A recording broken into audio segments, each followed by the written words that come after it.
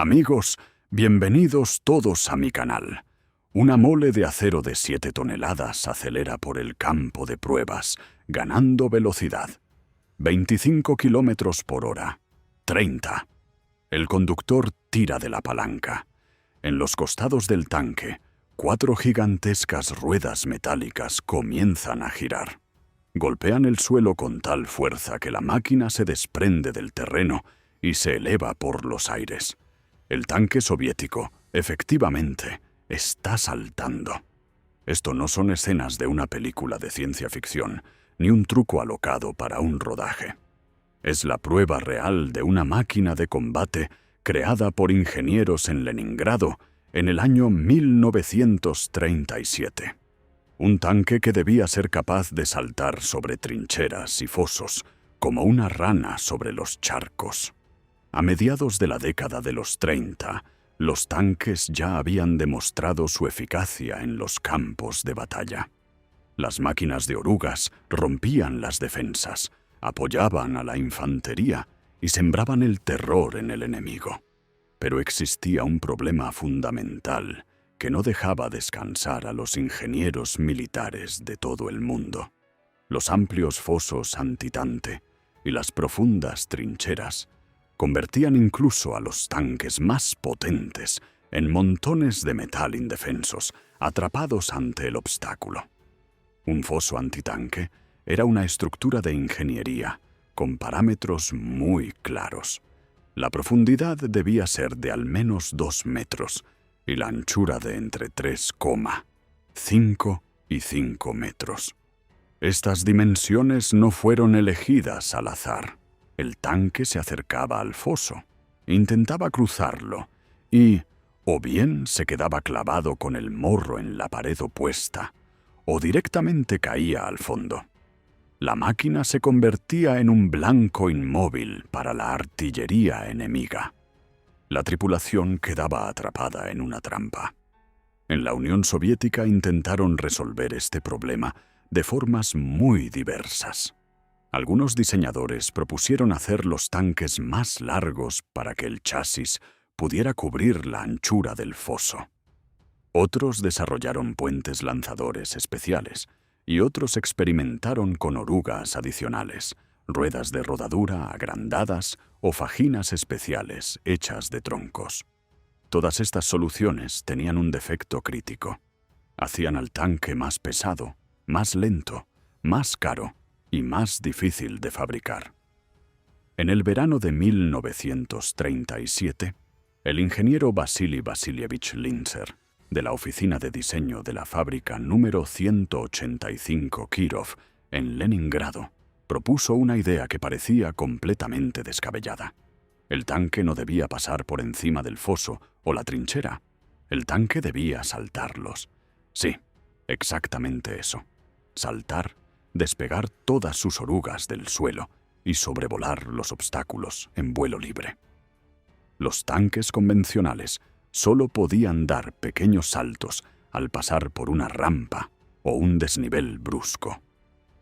Linzer, en cambio, proponía crear una máquina capaz de saltar en un terreno completamente llano en cualquier momento, a orden del conductor, utilizando para ello la energía cinética acumulada por el movimiento.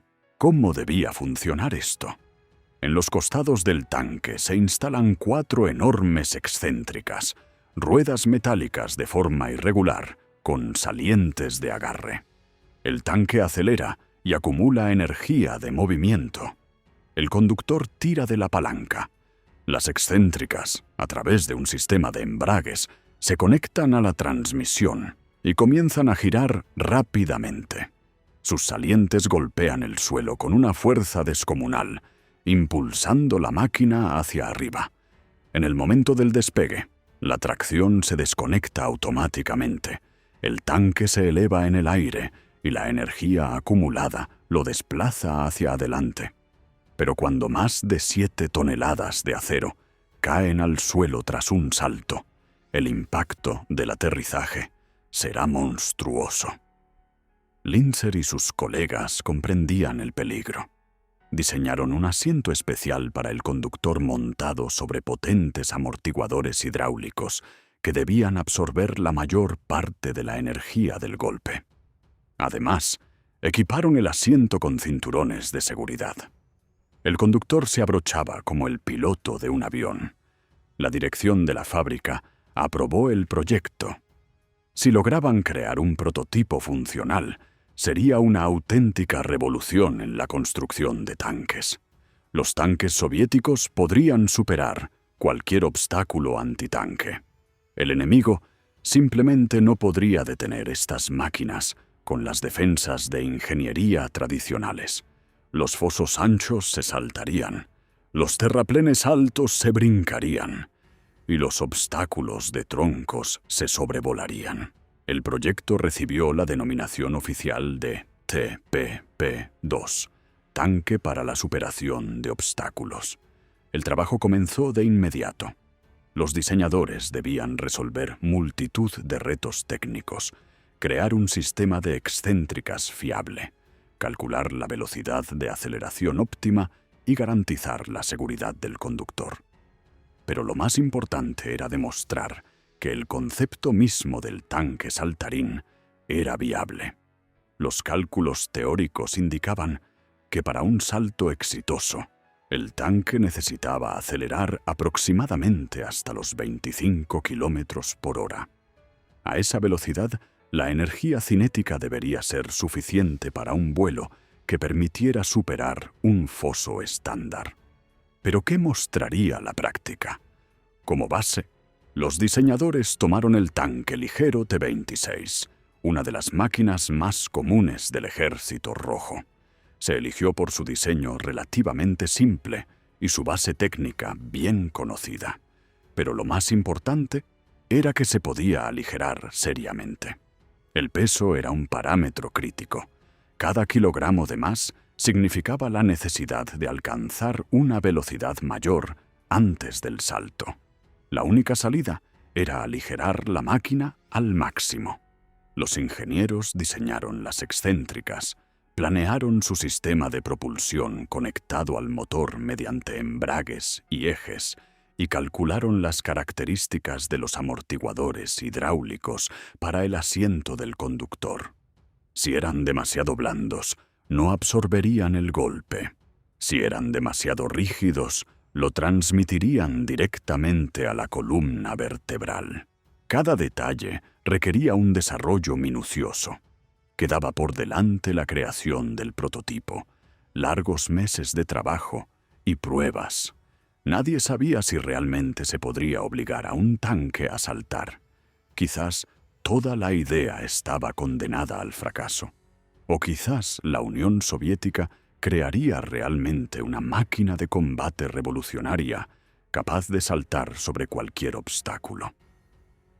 En el otoño de 1937 comenzó en la fábrica número 185 el trabajo sobre el prototipo. Los diseñadores tomaron un T-26 de serie y procedieron a su remodelación radical. Cada kilogramo ahorrado daba una oportunidad de éxito. Quitaron la torreta y la desecharon. Pesaba varios cientos de kilogramos y no era necesaria para las pruebas. Soldaron el hueco resultante con planchas de acero comunes. Sustituyeron el techo blindado del casco por láminas de acero finas. Eliminaron los detalles internos de la torreta, desmontaron los estantes de munición y cortaron los guardabarros blindados. Los ingenieros trabajaron sobre el tanque como un escultor sobre un bloque de mármol, eliminando todo lo superfluo. Tiraron el equipo interno del compartimento de combate. Cañones de repuesto, cajas de herramientas, bidones adicionales. Todo desapareció. Decidieron llenar los tanques de combustible solo hasta un tercio. 300 litros de gasolina pesan unos 200 kilogramos. Llenar solo 100 permitía ahorrar otros 130 kilogramos. Tras esta dieta, el peso equipado fue de 7 toneladas y 276 kilogramos. El T-26 de serie pesaba 8 toneladas. Lograron rebajar más de 1 tonelada. Mantuvieron la planta motriz del tanque base, el motor de gasolina, GAZT-26, con una potencia de 90 caballos. No solo debía mover el tanque, sino también hacer girar las 4 pesadas excéntricas. Desde el motor, a través de un sistema de embragues y ejes, la tracción llegaba a las excéntricas. El conductor podía tirar de una palanca especial. Los embragues se acoplaban y el par motor se dirigía a las excéntricas en lugar de a las orugas. Las excéntricas propiamente dichas eran 4 discos metálicos de forma compleja, 2 por cada lado. Cada una tenía potentes salientes diseñados para agarrarse al suelo. Se fijaron en los puntos de los carros de la suspensión. Las cargas durante el salto debían ser brutales. Las excéntricas golpearían el suelo con una fuerza de varias toneladas. El diámetro de cada una era de aproximadamente 1 metro. Cuando las instalaron, la máquina adquirió un aspecto fantástico. De los costados sobresalían 4 ruedas gigantes dentadas. La anchura del tanque aumentó hasta los 3 metros. El T-26 de serie tenía una anchura de 2 metros 44 centímetros. La longitud se mantuvo igual, 4 metros 60 centímetros. La altura disminuyó hasta 1 metro 70 centímetros. El resultado fue una máquina robusta y ancha, similar a un monstruo tecnológico. El sistema de desconexión automática era de vital importancia. Las excéntricas debían girar aproximadamente una vuelta para impulsar el tanque. Si seguían girando, se produciría una sacudida caótica. Los ingenieros fabricaron un desconectador mecánico. Tras alcanzar un ángulo de giro determinado, los embragues se soltaban automáticamente. Se prestó especial atención al puesto del conductor. El asiento convencional fue sustituido por una estructura especial sobre 4 potentes amortiguadores hidráulicos. Cada uno era un cilindro con un pistón lleno de aceite. Ante el impacto, el pistón entra en el cilindro. El aceite opone resistencia y absorbe la energía. Este sistema debía salvar la columna vertebral del conductor. Las características se calcularon meticulosamente. Si los amortiguadores eran muy blandos, el asiento golpearía el fondo. Si eran muy duros, no funcionarían. El asiento se equipó además con cinturones de seguridad anchos para hombros y cintura.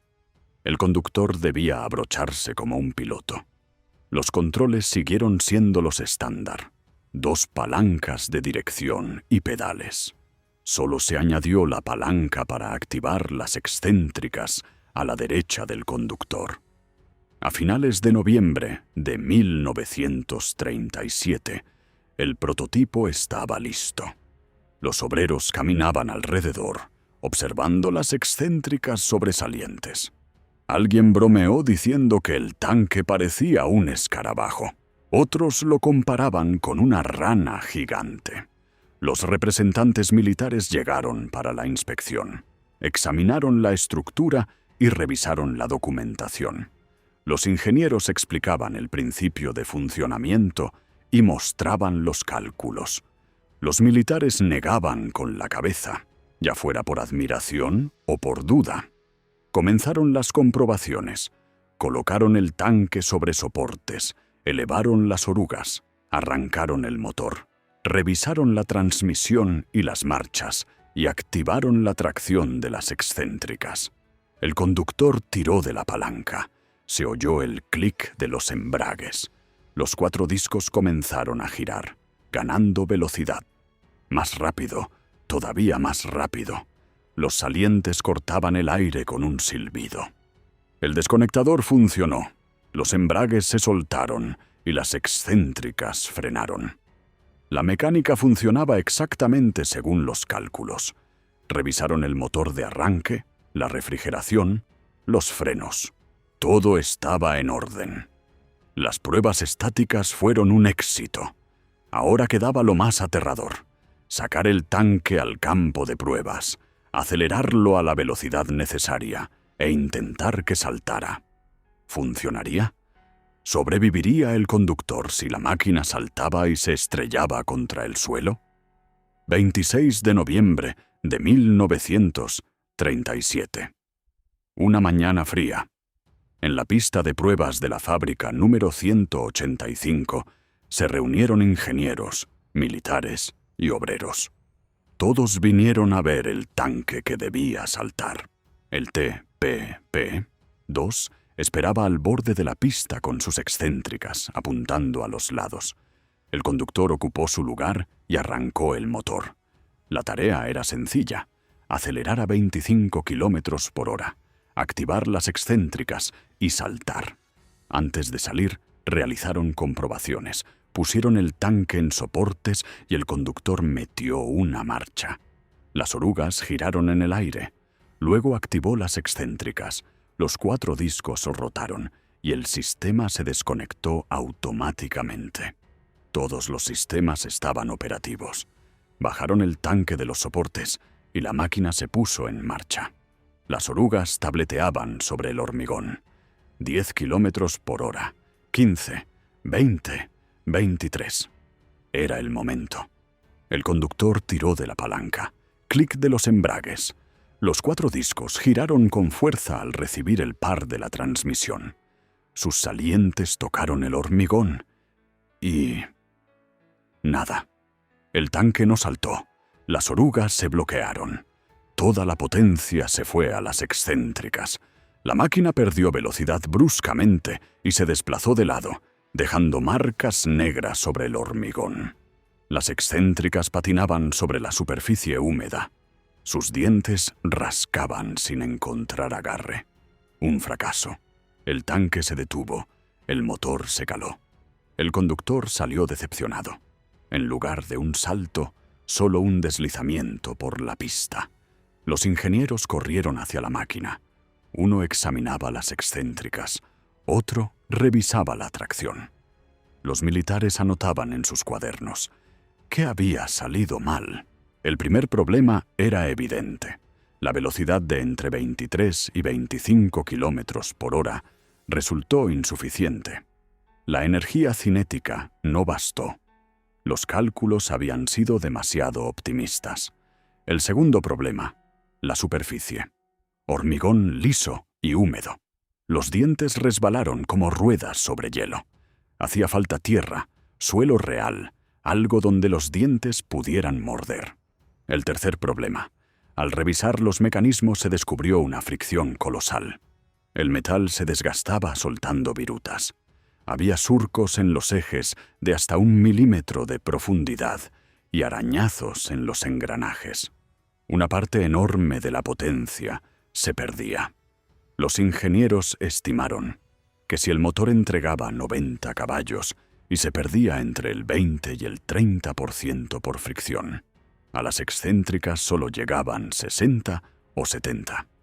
Demasiado poco para hacer girar 4 discos en una fracción de segundo. El resultado del primer día: 0. El tanque ni siquiera se elevó. Los militares redactaron un acta. Los ingenieros iniciaron una reunión. ¿Había fracasado realmente el concepto? El 27 de noviembre los ingenieros trabajaron toda la noche.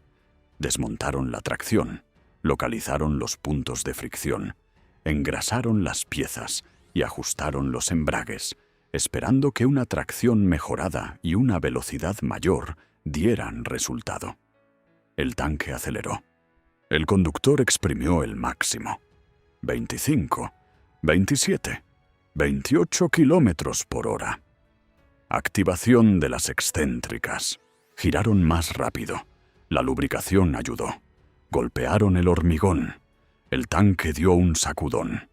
La parte delantera se elevó entre 10 y 15 centímetros durante una fracción de segundo y volvió a caer con un golpe seco. Aquello no fue un salto, sino un intento patético de rebote. La máquina se deslizó unos metros más y se detuvo. El conductor salió pálido. El impacto al caer lo había sacudido con fuerza. Menos mal que su espalda estaba intacta. Los cinturones lo sujetaron. Los diseñadores inspeccionaron el tanque. El panorama era desolador. Sí, la tracción era mejor. Sí, la velocidad era mayor. Sí, el tanque había rebotado, pero eso no los acercaba al objetivo: saltar sobre un foso antitanque. La lista de problemas creció. Velocidad insuficiente, agarre escaso, altas pérdidas de potencia. Pero surgió otro problema crítico. El chasis del T-26 tenía una suspensión rígida de ballestas. Absorbía los baches en movimiento normal, pero no estaba diseñada para las cargas de un aterrizaje tras un salto. Incluso si el tanque saltara a una altura decente, el aterrizaje sería brutal. Las ballestas no absorberían la energía de la caída de 7.000 kilogramos desde 2 o 3 metros. La energía se convertiría en un impacto que destruiría los componentes. La suspensión empezaría a romperse. Las ruedas de rodadura se deformarían. Las orugas se saldrían. Los ejes se doblarían. El chasis se agrietaría. Y el conductor se arriesgaría a sufrir lesiones de columna. Los diseñadores se reunieron. Había más problemas de los previstos. Faltaba potencia. La tracción sufría demasiada fricción. El agarre era insuficiente y la suspensión demasiado rígida. Pero el problema principal era fundamental. El tanque era demasiado pesado y el motor demasiado débil. El T-26 no era capaz de alcanzar los 30 o 35 kilómetros por hora necesarios para el salto. Su máximo en carretera eran 32 kilómetros por hora. Los militares hacían preguntas sobre plazos, garantías de éxito y costes de producción. El precio de un tanque saltarín sería varias veces superior al de uno convencional. Los ingenieros prometieron corregir los defectos. Creían en el concepto. El principio de las excéntricas era el correcto. Solo había que perfeccionar los detalles. Tal vez funcionaría. Llevaron el tanque al taller. Desmontaron la tracción por completo. Eliminaron la fricción. Sustituyeron las piezas dañadas y quitaron los últimos elementos innecesarios. El trabajo se alargó semanas. Finales de noviembre, diciembre. Se acercaba el año nuevo. El tanque saltarín seguía en el taller, esperando las pruebas. Los militares se impacientaban. La dirección preguntaba por los plazos. Los ingenieros trabajaban día y noche esperando un milagro. El 26 de diciembre. Había pasado un mes. Sustituyeron las piezas rotas y reforzaron los dientes de agarre. La última oportunidad. El invierno había cubierto la pista de nieve. Compactaron el camino y lo cubrieron con arena. En el punto de impulso colocaron una plataforma de madera. La madera daría mejor agarre que el hormigón. Sacaron el tanque. Aceleración sobre la nieve. 28 kilómetros por hora. Las excéntricas giraron y golpearon la plataforma. El tanque saltó hacia arriba. Se elevó entre 20 y 30 centímetros. Las orugas despegaron. Fue un salto, pero se oyó un crujido de metal. Las excéntricas frenaron. El tanque quedó suspendido un instante y se desplomó sobre las orugas. El impacto fue espantoso. Las ballestas absorbieron toda la energía de la caída y varias piezas se quebraron. El conductor salió pálido y temblando. La inspección reveló una catástrofe. Los semiejes de las excéntricas se habían bloqueado en los tubos laterales. Piezas de la transmisión se rompieron, los dientes se segaron y los ejes se doblaron.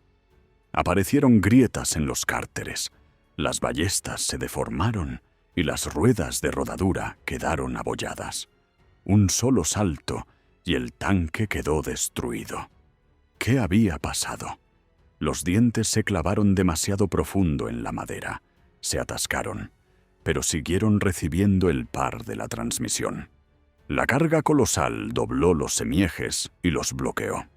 La transmisión no aguantó. El tanque se elevó. Pero fue un salto patético, 30 centímetros de altura y distancia cero. La máquina cayó en el mismo sitio, y eso bastó para destrozar la suspensión. Los militares observaban la máquina lisiada. El veredicto era obvio. Se acabó. Ninguna mejora corregiría los problemas fundamentales. 31 de diciembre, víspera de Año Nuevo. Un último intento. Lo repararon como pudieron. El conductor era otro. El anterior se negó. Ocupó su lugar. De nuevo la pista. De nuevo la plataforma. De nuevo la aceleración. Las excéntricas giraron. El tanque se sacudió. Se elevó 10 centímetros y cayó. Fue un salto simbólico, condicionado e inútil. La prueba se detuvo por falta de progreso y por su evidente inviabilidad. La Dirección de Blindados emitió un informe. Las conclusiones eran contradictorias. Por un lado, el tanque confirmó la posibilidad teórica del salto. El concepto funciona. Teóricamente, las excéntricas pueden impulsar el tanque. Por otro lado, la práctica fracasó por completo. La velocidad de entre 25 y 30 kilómetros por hora no genera energía suficiente. La suspensión rígida hace que el aterrizaje sea destructivo. La tracción funciona con pérdidas enormes. La conclusión principal fue tajante. No tiene sentido seguir con las pruebas. La máquina debía destinarse a tareas de tractor de fábrica. Así terminó la historia del único tanque saltarín soviético. ¿Por qué fracasó? Hubo varias razones. Primero, la física. Para que 7 toneladas salten 3 o 4 metros hace falta una energía enorme. Los 90 caballos del motor eran catastróficamente insuficientes.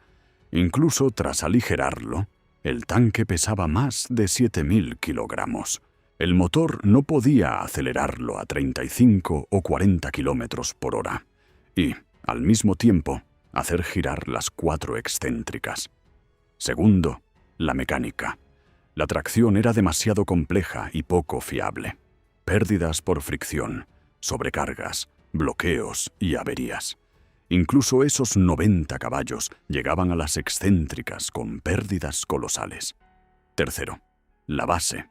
El T-26 era un buen tanque ligero, pero su chasis no servía para saltar. Las ballestas rígidas no amortiguaban el impacto. Hacía falta una suspensión totalmente distinta. Blanda, con mucho recorrido y amortiguadores potentes. Cuarto, el tiempo y el dinero. Era el año 1937. La Unión Soviética se preparaba para la guerra. Hacían falta tanques simples, fiables y masivos, no monstruos experimentales de valor dudoso. Incluso si el concepto hubiera funcionado, un tanque saltarín habría costado varias veces más. Y lo más importante, su inutilidad. Supongamos que el tanque saltara 5 metros. ¿Y qué después? Los fosos antitanque tenían 3,5 metros de ancho. Un salto de 5 metros superaría el foso mínimo, pero no el máximo. El enemigo solo tenía que cavar más ancho. Además, el salto suponía un estrés colosal. Tras cada uno hacía falta una revisión y sustitución de piezas, algo irreal en combate. El tanque podría saltar 1 o 2 veces antes de quedar fuera de servicio. Era mucho más sencillo usar otros métodos, tanques puentes de asalto o rellenar los fosos con tierra. Todo eso era más fiable, seguro y eficaz que un hipotético tanque saltarín. El prototipo se quedó en el taller unos meses más. Luego le quitaron las excéntricas, arreglaron la transmisión e instalaron una caja de carga. Se convirtió en un tractor de fábrica para transportar piezas. En ese estado sirvió unos años más. La idea del tanque saltarín nunca volvió a resurgir. Los diseñadores abandonaron el concepto para siempre. Las pruebas demostraron que no se pueden engañar las leyes de la física. No se puede obligar a una máquina de varias toneladas a volar sin consecuencias catastróficas. Pero el experimento no fue inútil. Se obtuvo una experiencia valiosa, se conocieron los límites de lo posible y se entendió qué soluciones funcionan y cuáles no. Esa experiencia fue útil para diseñar otros tanques tradicionales y eficaces, aquellos que lucharon y vencieron. La historia del TPP-2 es la historia de una idea audaz que se estrelló contra la realidad. A veces, los conceptos fantásticos se quedan en el papel, y eso es lo correcto. No todas las ideas merecen ser llevadas a la práctica.